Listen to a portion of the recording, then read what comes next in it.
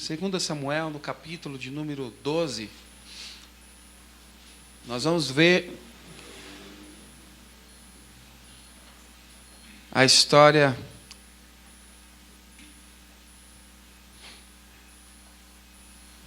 que sempre é pregada, e eu quero que você enxergue por uma outra perspectiva nessa manhã.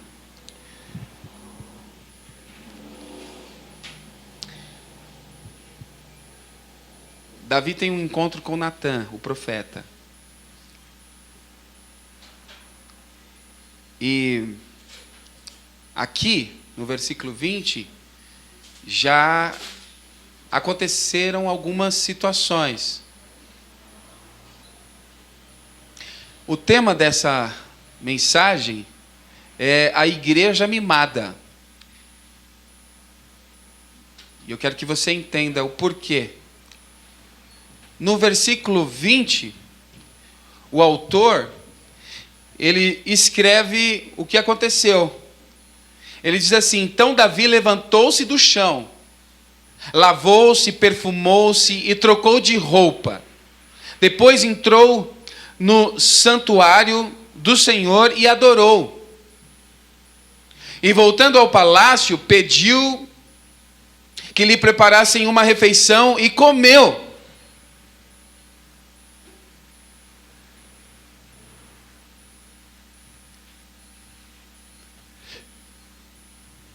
Texto fora de contexto, ele vira pretexto para heresia. Interpretações de textos fora de contexto têm gerado muitos pretextos. O Deus do versículo tem substituído o Deus de toda a Escritura. Então eu crio um Deus para o versículo e isolo o Deus do capítulo. E noção básica de interpretação bíblica. Um versículo, ele está lá, mas ele está para o capítulo. O capítulo está lá, mas o capítulo está lá para o livro. E o livro, ele está lá, mas ele está lá para a Bíblia. Ele está lá para mostrar o plano de salvação. A palavra de Deus dita fora do contexto pode se tornar palavra do diabo. Porque eu isolo o texto e faço ele de acordo com as minhas conveniências. Se eu for pregar em cima desse versículo apenas, olha só que lindo, levantou-se do chão, lavou-se, perfumou-se e trocou de roupa. Agora, que contexto que está esse versículo? Então, para a gente entender o contexto, a gente continua aí em 2 Samuel, só que a gente começa a ler a partir do versículo 15. Aí no 15 diz assim: depois que Natã foi para casa, o Senhor fez adoecer o filho que a mulher de Urias dera a Davi. O contexto já começa complicado, não começa? A mulher de Urias deu um filho para Davi. Natã vai para casa e o Senhor fez adoecer essa criança. O 16 diz: e Davi implorou a Deus em favor da criança. Ele jejuou e, entrando em casa, passou a noite deitado no chão. Os oficiais do palácio tentaram fazê-lo levantar-se do chão, mas ele não quis e recusou comer. 7 dias depois, a criança morreu. Os conselheiros de Davi estavam com medo de dizer-lhe que a criança estava morta e comentavam: enquanto a criança ainda estava viva, falamos com ele. E ele não quis escutar-nos. Como vamos dizer-lhe que a criança morreu? Ele poderá cometer alguma loucura. Davi, percebendo que seus conselheiros cochichavam entre si, compreendeu que a criança estava morta e perguntou: a criança morreu? Sim, morreu. Responderam eles. Deus disse não. Eu orei, eu jejuei, e o que Deus disse? Não, não vou curar. Não vou fazer.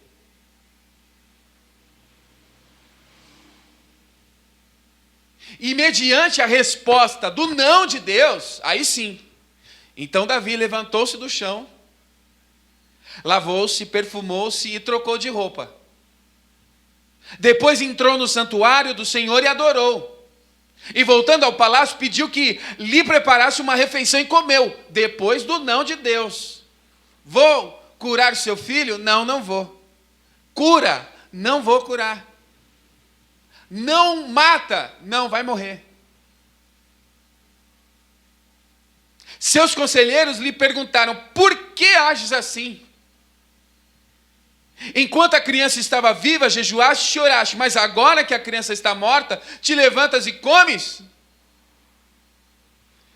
Ele respondeu: enquanto a criança ainda estava viva, jejuei e orei. Eu pensava, quem sabe? Talvez o Senhor tenha misericórdia de mim e deixe a criança viver. Mas agora que ela morreu, por que deveria jejuar? Poderia eu trazê-la de volta à vida? Eu irei até ela, mas ela não voltará a mim.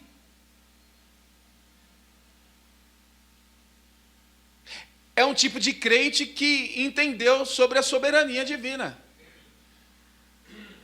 Não tem birra.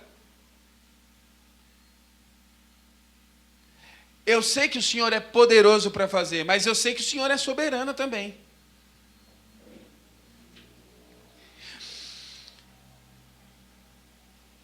Existem problemas sem solução e dores que não têm cura.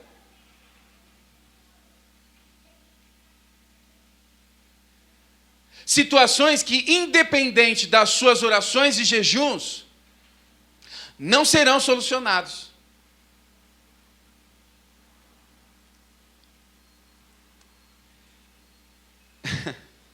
Porque a igreja treinou crentes a lidar com o impossível, na possibilidade de torná-lo possível.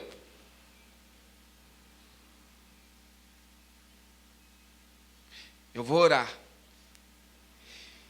E se eu orar, Deus vai fazer.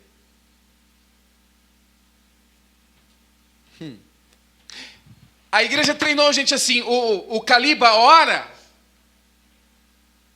jejua e seu filho se levanta da cadeira de rodas. Porque servimos o Deus do impossível. O canceroso ora, jejua, vai ao hospital e o médico diz: você foi curado. Então dizemos: está aí um homem de fé. Um homem de fé. O moço conseguiu um emprego que há tanto se desejou. O relacionamento dos sonhos, o apartamento de novela. A mãe diz: esse é o Deus do impossível, meu filho. E ele realmente é. Mas e quando o impossível se torna impossível? E quando eu não vou te livrar da cova dos leões? E quando você se esperneia para não ir para a fornalha ardente, mas eu digo: você vai. E quando eu oro e quando eu jejuo para não ir para a cruz, mas Deus olha para mim e fala: não, você vai para a cruz. Minha resposta é não. E quando a vontade de Deus, que é boa, perfeita e agradável, é não fazer. E quando a A vontade de Deus, que é boa, perfeita e agradável, é não agir. Quando não há como reverter a situação. E aí? Não seria essa a frustração de muitos cristãos que, após a pandemia, resolveram sair da igreja porque eles entenderam que se eles orassem, jejuassem e fizessem as campanhas, Deus iria fazer algo por eles. Mas a maioria dos irmãos perderam entes queridos, faliram empresa, mesmo depois de fazer a campanha, mesmo depois de fazer os 12 dias, mesmo depois de fazer o sacrifício. E aí Deus olhou para ele e disse: não. Não. Alguém passou por uma situação como essa também, fora Davi. Segundo os Coríntios, no capítulo 12, o versículo 7 ao 10, para impedir que eu me exaltasse, por causa da grandeza dessas revelações, foi-me dado um espinho na carne, um mensageiro de Satanás, para me atormentar. 3 vezes roguei ao Senhor que o tirasse de mim. Mas ele me disse: não. Não tiro. Não. Mas eu jejuei. Eu orei, eu entreguei o dízimo 3 vezes, mas não vou fazer. E o que acontece agora então? A minha graça é suficiente para você. Pois o meu poder se aperfeiçoa na fraqueza. Portanto, eu me gloriarei ainda mais alegremente em minhas fraquezas, para que o poder de Deus repouse em mim. Por isso, por amor de Cristo, regozijo-me nas fraquezas, nos insultos, nas necessidades, nas perseguições, nas angústias, pois quando sou fraco, é que sou forte.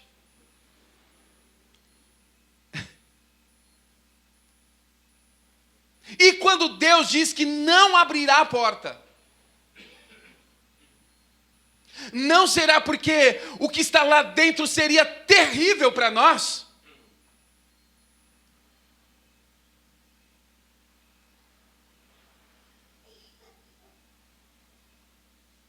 Ele sabe o que está dentro da porta, mas ainda assim a gente insiste que ela seja aberta. E aí ele olha para nós e fala assim: olha, nem os seus olhos viram, nem os seus ouvidos ouviram, ainda nem chegou ao seu coração que nós temos preparado para você, mas você está insistindo, você não faz a menor ideia do que tem atrás da porta, eu não vou abrir. E aí a gente gerou uma igreja mimada, que quando Deus fala não, estou de mal de você, Deus, estou de mal.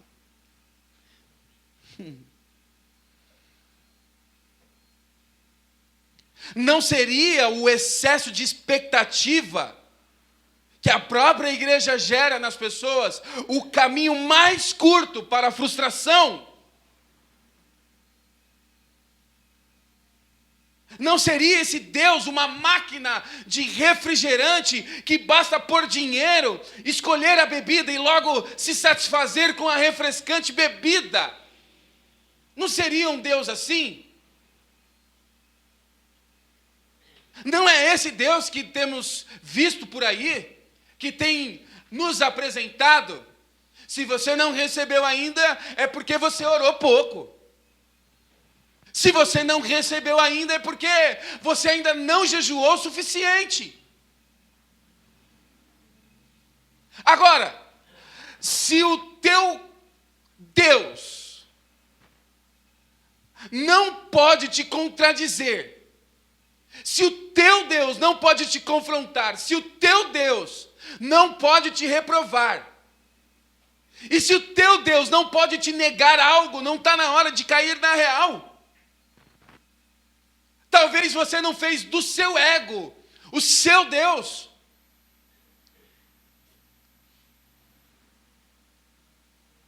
Talvez você não está querendo mover um Deus que pode fazer através da sua oração, através do seu jejum. Eu não posso fazer, mas eu influencio um Deus que pode fazer.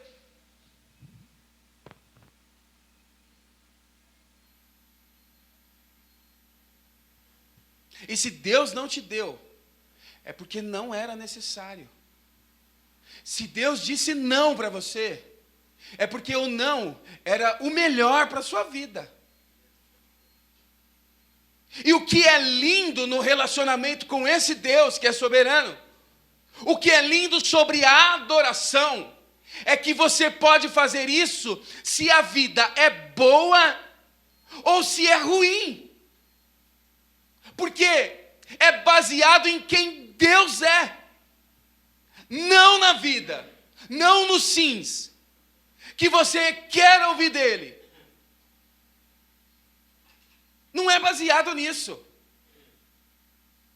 Nós devíamos orar não porque estamos tentando conseguir o que queremos, mas porque queremos querer o que Deus quer. Essa é a finalidade da oração. Pai, afasta de mim esse cálice. Antes seja feita a tua vontade. Qual foi a vontade do pai para o filho? Oh, meu filho, que oração linda. A sua oração vai mover os meus braços, porque você orou com tanta fé e, ok, agora eu vou te livrar da morte. Não, o pai olha para o filho e diz, não. Não, filho. Morra. Essa é a minha vontade para você.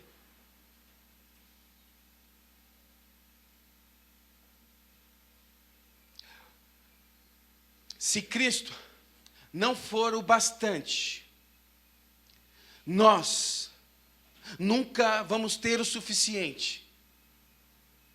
Se Cristo, na sua caminhada cristã, não for o bastante, nós nunca vamos ter o suficiente.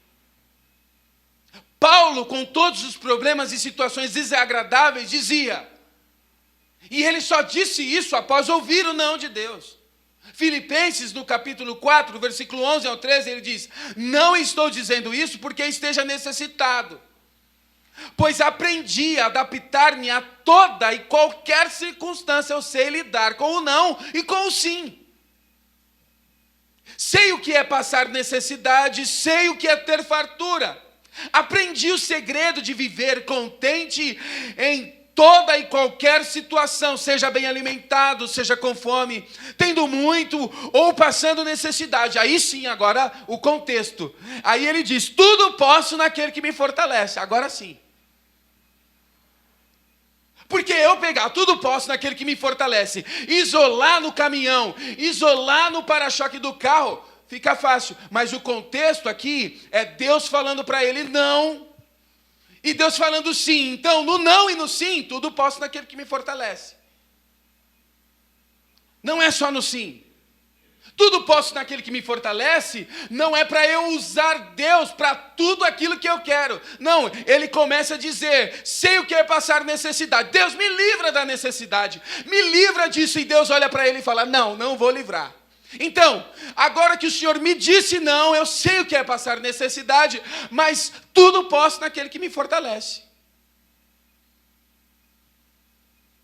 Um crente mimado, ele nunca ama Deus. Ele ama o que Deus pode fazer. Alguns, ao receberem um não nessa linguagem que é a infantil, eles ficam de mal de Deus. Eles ficam de mal da vida, eles ficam de mal das pessoas. Você já viu gente parando de vir para a igreja porque Deus não atendeu uma oração, porque Deus disse não para ele? Já? Não é possível que só eu conheço alguém assim. Estou triste. Estou amargurado. Alguns, ao receberem o não, tem essa linguagem, ficam de mal de Deus. de mal da igreja, de mal das pessoas, carrancudo. O que está acontecendo, irmão? Só problema. Só problema, irmão, só problema. Você nunca consegue achar esse cara de bom humor. Sempre que você encontra ele, é só problema. Porque ele é mimado. Ele serve Deus pelo que Deus pode dar para ele, não pelo que ele fez na cruz. Ele serve Deus se Deus der. Se Deus não der, agora eu estou chateado, viu? Aí a igreja tem que visitar, aí ele fica chateado porque o pastor não liga, aí ele fica chateado porque ninguém foi visitar. E aí começa uma coisa, porque eu estou chateado. Deus tem me dito não. E agora? Fazem birra, como se tudo isso servisse para alguma coisa positiva. A atitude de Paulo e Jesus é um exemplo, porque eles ouvem o não de Deus. Ao receberem o não de Deus, eles não ficaram se lamentando, murmurando. Antes, levantaram a cabeça, olha só. Entenderam o propósito de Deus e seguiram firmes. Jesus foi ser crucificado. Paulo foi plantar igrejas e pregar o evangelho aos gentios. Após ouvir o não. Você quer ver outra coisa? Deuteronômio, no capítulo 3, versículo 23 ao versículo 27, teve outro que ouviu não também. Naquela ocasião, implorei ao Senhor. Sabe quem está falando aqui? Moisés. Moisés, irmão. Moisés ouviu não, Paulo ouviu não, Jesus ouviu não. E aí o texto diz aqui, ó, implorei ao Senhor, ó soberano Senhor, tu começaste a mostrar a teu servo a tua grandeza e a tua mão poderosa, que Deus existe no céu ou na terra, que possa realizar as tuas obras, os seus feitos poderosos. Deixa-me atravessar, eu te suplico, e ver a boa terra do outro lado do Jordão, a bela região montanhosa e o Líbano. Todavia, por causa de vocês, o Senhor irou-se contra mim e não quis me atender. Basta, ele disse.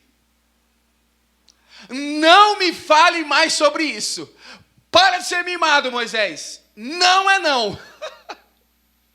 Suba ao ponto mais alto do Pisga e olhe para o oeste, para o norte, para o sul e para o leste.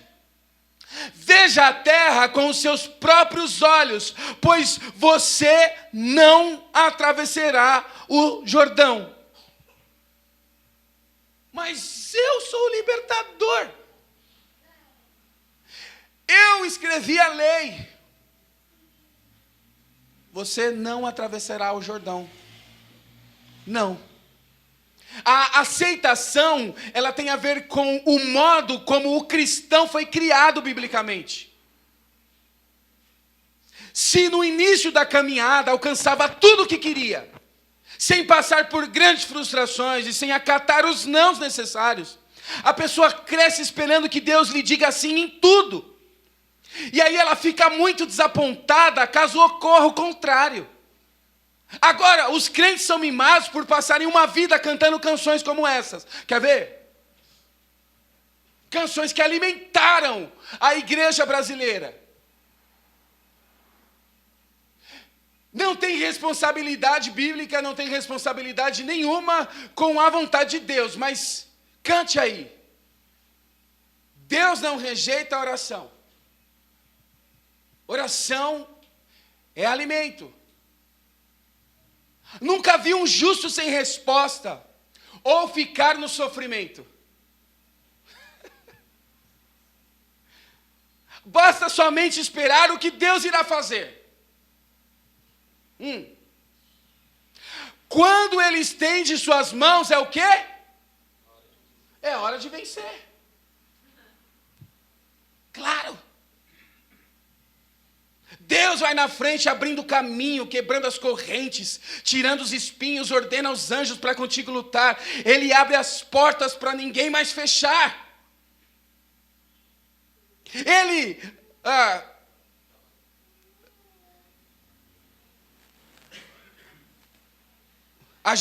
outra parte.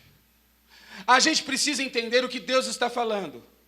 Quando ele fica em silêncio, é porque está trabalhando. Basta somente esperar o que Deus vai fazer. Quando ele estende suas mãos, é hora de vencer.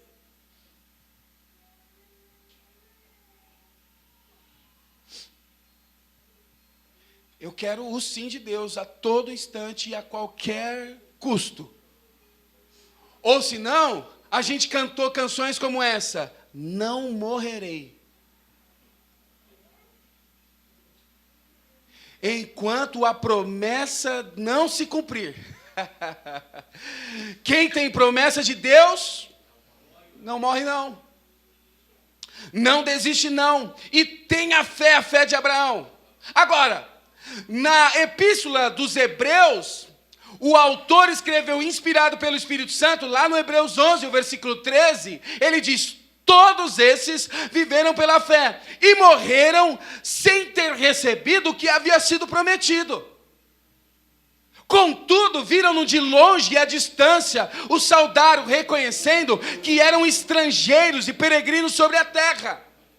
No 11:39, ora, todos esses, apesar de haverem sido aprovados por Deus por meio da fé, não presenciaram a concretização do que ele havia prometido. Você morre sim. Morre sim. Morre sim. E a promessa pode se cumprir e você está morto. Sem problema nenhum. E você? Você sabe como lidar com a rejeição na seleção para um emprego que você tanto orou? Sabe lidar com a perdição daquele parente que você ora e Deus diz: não, não, não. Você sabe lidar com aquele diagnóstico que você já fez campanha, já entregou sacrifício, já declarou, já jejuou e disse: Deus, não, não, não. Porque a não aceitação dos não de Deus vai tornar a igreja e a comunhão um lugar horrível. Quem aceita isso é bem-aventurado. Quem não aceita isso, beira a insanidade. Pode falar 10 línguas, continuará sendo insano. Porque é a última porta. E agora?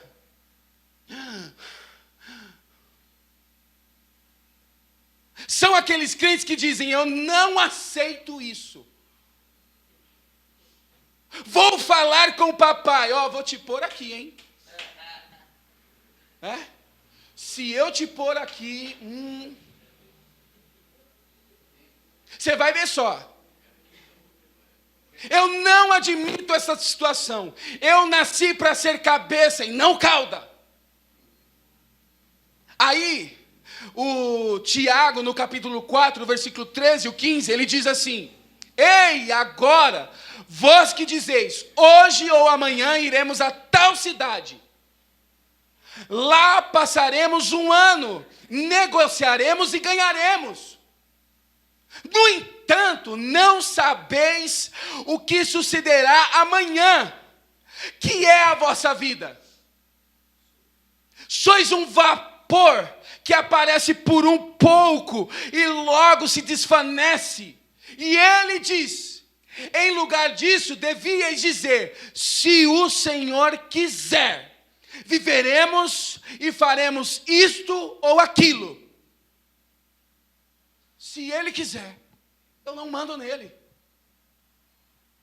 Porque a gente confunde fé com pensamento positivo. Fé é: Deus, eu não sei o que o Senhor tem para a minha vida, mas eu sei que tudo que o Senhor tiver para a minha vida é bom, perfeito e agradável. Fé não. Pensamento positivo não. Pensamento positivo é: vai acontecer. eu declaro, como coisa que você sabe do que é bom para você, para o futuro. Ele já está lá no futuro e você está dizendo que o que é bom para você é o que você quer. É a liberdade humana gritando dentro de você. Não, eu quero. Uma vez eu preguei sobre a vontade de Deus, que é perfeita e agradável. E uns irmãos não gostaram dessa pregação. A Rosana chegou em casa e ela me disse: André, para de pregar esse negócio de soberania. Pelo amor de Deus, os irmãos ficam de cara feia. Para de pregar sobre a vontade de Deus. Aí eu dobrei o joelho. Durante uma semana eu fiquei orando e pedindo para Deus: Deus, me ajuda. Pai, o que eu estou errando, Pai? E aí Deus me deu um sonho.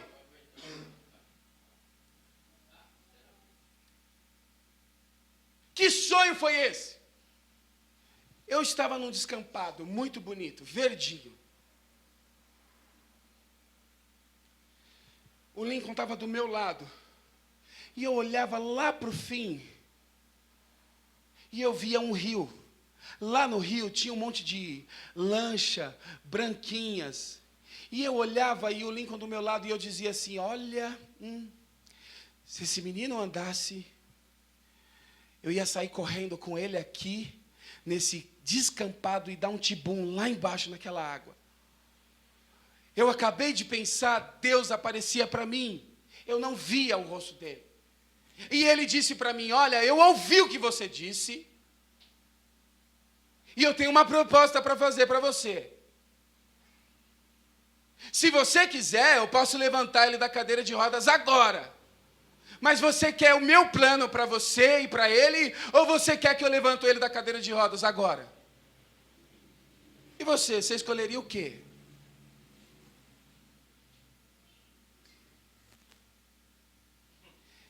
No sonho eu disse: levanta ele. Levanta esse menino. Levanta ele agora. Deu 2 minutos, o Lincoln estava correndo. E eu correndo atrás dele. Eu comecei a gritar: Lincoln, volta aqui, Lincoln. Nisso eu olhava lá no rio, lá no lago, tinham 2 homens brigando, uma lancha de frente para mim, uma lancha de costas. Um foi passar e arranhou uma lancha na outra, e eles começaram a brigar. E aí daqui a pouco, o que estava com a lancha direcionado para nós, ele começa a atirar no outro. Pá, e uma bala vem e pega na cabeça do Lincoln. Pá! Eu corro, pego o Lincoln, começa a sangrar nos meus braços, a cabeça dele, eu começo a gritar para Deus. Ressuscita ele. E ele aparece para mim e ele fala: não posso. Eu tinha um plano para você e para ele.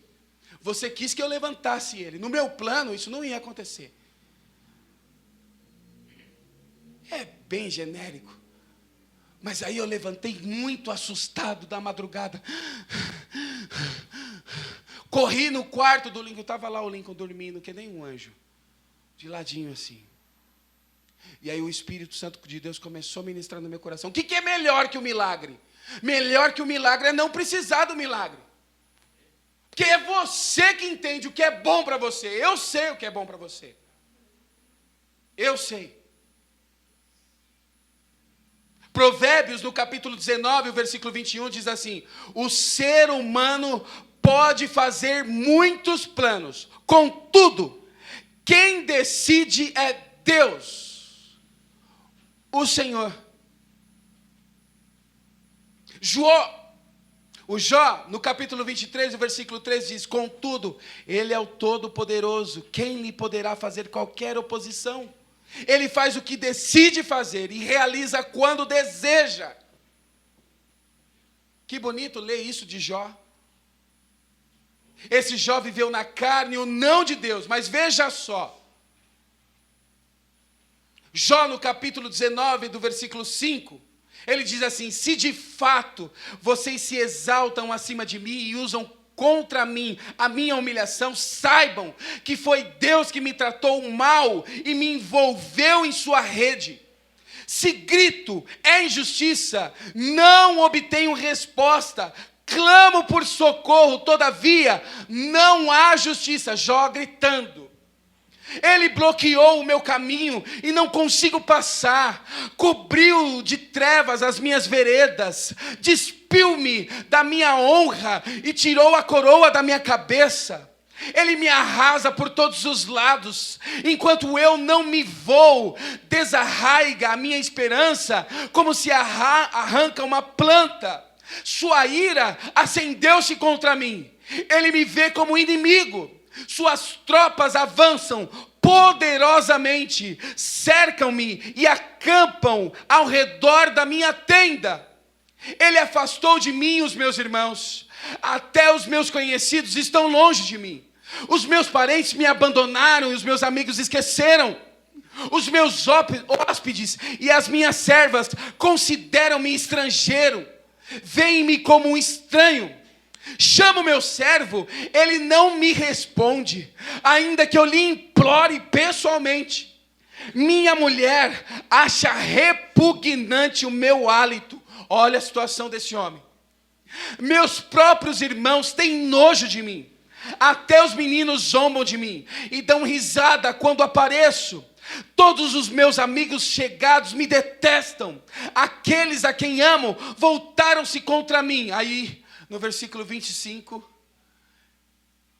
ele diz a canção que todos nós gostamos de cantar. Eu sei que o meu Redentor vive e que no fim se levantará sobre a terra. E depois que o meu corpo estiver destruído e sem carne, verei a Deus. Eu o verei com os meus próprios olhos. Eu mesmo e não outro. Como anseia o meu peito, o coração, depois de ouvir o não de Deus. Com o profeta Abacuque não foi diferente. Em Abacuque 1, Abacuque fica sabendo que o reino de Judá será conquistado pelos caldeus, os babilônios. Em sua aflição, ele pergunta por que o Senhor permitiria que a nação iníqua destruísse Judá. Depois, lá em Abacuque 2, o Senhor lembra a Abacuque que seus planos ainda não estão terminados, mas que serão cumpridos posteriormente. A justiça de Deus, por fim, cairá sobre os iníquos. Aí agora no Abacuque 3, Abacuque oferece uma oração, ou salmo poético de louvor a Deus, e a sua majestade. Aí a gente começa a cantar a canção que a gente tanto gosta de cantar. No 3, o versículo 17 e 18, ele começa a dizer: depois do não de Deus, mesmo não florescendo a figueira, não havendo uvas na videira, mesmo falhando a safra de azeitonas, não havendo produção de alimento nas lavouras, nem ovelhas no curral, nem bois nos estábulos, ainda assim eu exultarei o Senhor e me alegrarei no Deus da minha salvação. O Senhor soberano é a minha força. Ele faz os meus pés como os de cervo. Ele me habilita a andar em lugares altos. Depois do não de Deus, ainda que a figueira não floresça e não haja fruto na vide. Essa canção ela é cantada depois do não de Deus.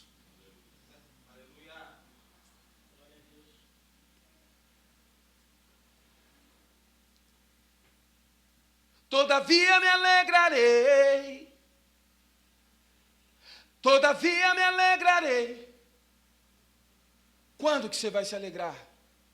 Quando Deus me disse não. Quando Ele olhou para mim e a resposta dele foi não. Paulo em Romanos, preso pela guarda pretoriana, com o não de Deus nos lombos, ele nos diz, Romanos capítulo 8, o versículo 35.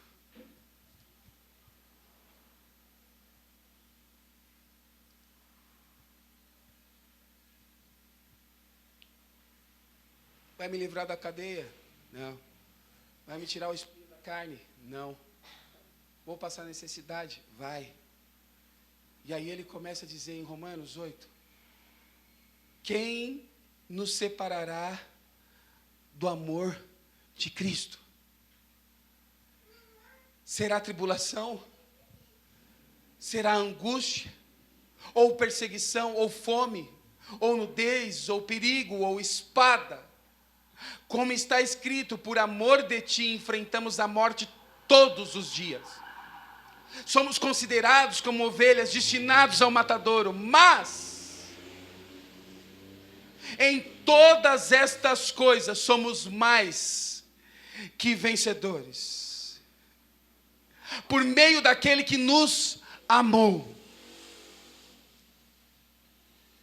Pois estou convencido de que nem a morte, nem a vida, nem anjos, nem demônios, nem o presente, nem o futuro, nem quaisquer poderes, nem altura, nem profundidade,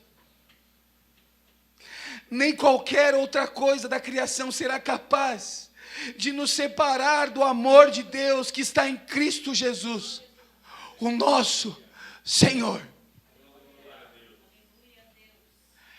É no não de Deus que a gente vê o paradoxo de Deus acontecendo. Você já pensou o não de Deus na vida do Lincoln e ele orando por pessoas para serem curadas? Deus me livra dessa situação financeira. E aí chegam pessoas em casas que são ricas, que são milionárias, e põem a mão, e você tem que pôr a mão sobre ele, para que você ore para ele, para que ele consiga dormir, para que ele tenha prosperidade na casa dele, depois de você ter escutado o não de Deus. Esse é o paradoxo de Deus, a loucura da cruz. Não vou curar, mas o lugar de cadeira de rodas não é para maldição.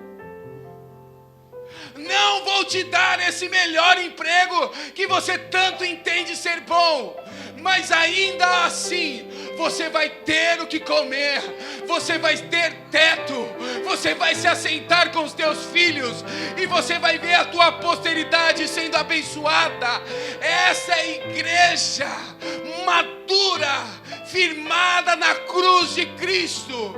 Eu não sei o que o Senhor tem para minha vida mediante esse não, mas de uma coisa eu sei: a tua vontade, ela é boa, perfeita, ela é agradável. Aquilo que o Senhor tem para mim é o melhor para minha vida.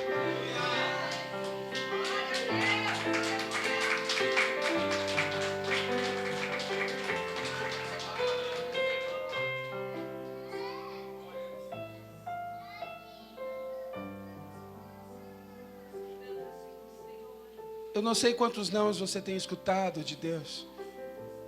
Eu não sei quais foram os nãos que Deus disse para você.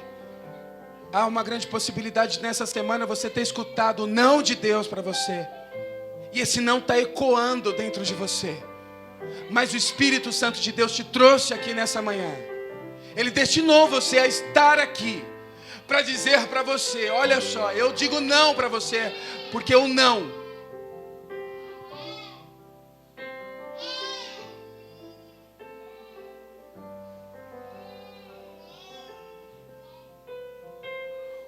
ainda é o melhor para você.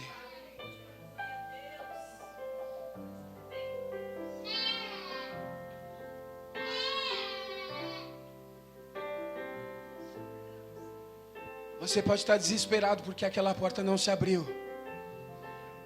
Mas o Espírito Santo de Deus te trouxe aqui nessa manhã para dizer para você: filho, o que estava dentro da porta era horrível para você. Por isso não abra aquela porta. Ela vai ficar fechada. Para de ser mimado. Eu sou seu pai. Aleluia.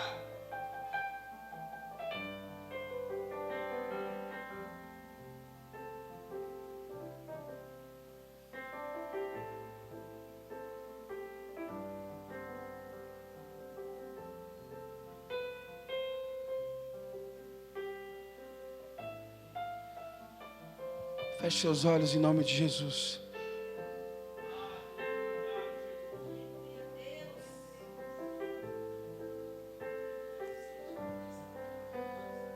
Pai amado, rico em bondade, rico em misericórdia, nós te agradecemos por cada não, por cada oração que o Senhor não nos atendeu. Nós te agradecemos por cada resposta negativa que o Senhor nos deu, Pai. Nós sabemos, Pai, que o Senhor nos livrou de males, o Senhor nos livrou de problemas, o Senhor nos livrou de situações. Na nossa humanidade, nós entendemos saber, Pai, que aquilo que a gente quer, aquilo que a gente planeja é bom. Mas nós estamos aqui, Pai, como filhos maduros, como igreja madura, para te agradecer, porque o Senhor disse não. Para te agradecer, porque o Senhor não atendeu a nossa oração. Porque na ignorância da nossa religiosidade, o Senhor, mais uma vez, acrescentou sobre as nossas vidas graça e misericórdia. E nós nos prostramos diante da Tua soberania. E sabemos que o Senhor, Pai, tem preparado aquilo que os olhos não viram, aquilo que os ouvidos não ouviram, aquilo que ainda nem chegou aos nossos corações, é aquilo que o Senhor tem preparado para nós. Ainda a boca não disse, e tu já sabes o que vamos dizer.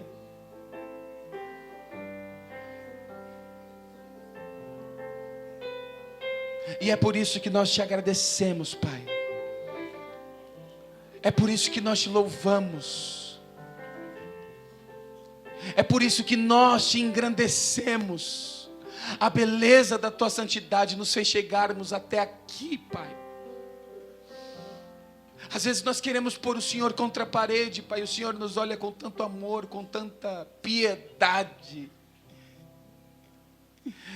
O Senhor nos olha com benevolência através de Cristo, através de Jesus. E é por isso que nós estamos alegres, Pai.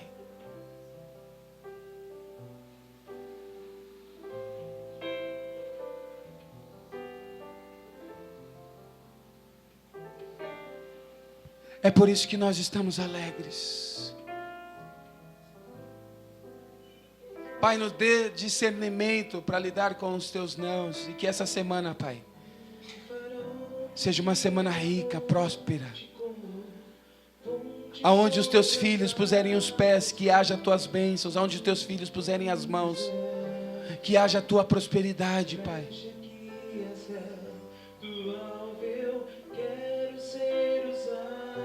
Cante, aleluia.